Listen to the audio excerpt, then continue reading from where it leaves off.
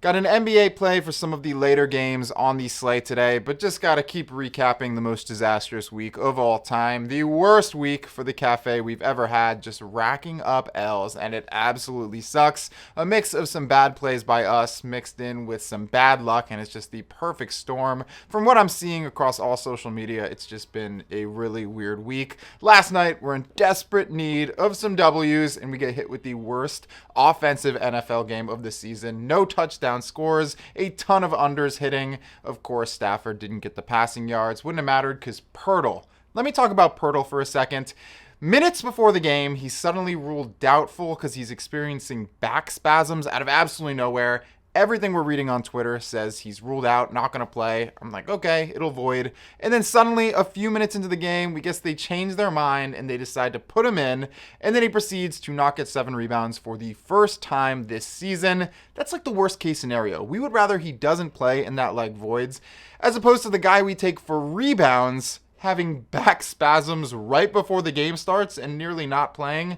His teammates were all going out of their way to grab the defensive rebounds, probably because they knew he wasn't 100%, just the worst case scenario. What else can happen to bring in an L tonight? Hopefully nothing, and we can get a W to go into the weekend. Here we go. NBA play of the day, and there it is at minus 109. I know, not plus 100, but we like this, so we decided to roll with it. MPJ hasn't only had 4 plus rebounds, but he's had 5 or more rebounds in 21 of 22 games this season, averaging 7.1. The Clippers letting up the 5th most rebounds per game to the small forward position, and he's hit this in 11 straight against them, with 7 or more rebounds in his last 5 against them. We just need 4. Other side of the ball, we're going to Zubats for 8 plus rebounds. He's hit this in 24 of 25 games this season, with 9 or more rebounds in 23 of those 25, averaging 12.1, and the Nuggets letting up the 6th most rebounds per game to the center position, and he's hit this in 6 straight against them. Need him to make it 7. Then we're going to Kevin Durant for over 15.5 points and 4 plus rebounds. He's had the 16 points in 28 of his last 23 games,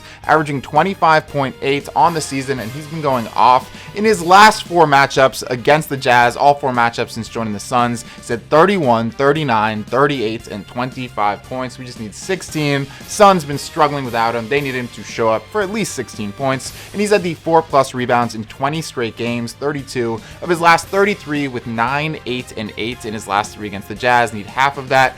At 4, these 4 legs, minus 109. Originally, we had MPJ over 4.5 rebounds and KD at 15 plus points. And it was like plus 108. The odds went up a little bit, so we decided to bring MPJ down to 4 plus and bring KD up a point.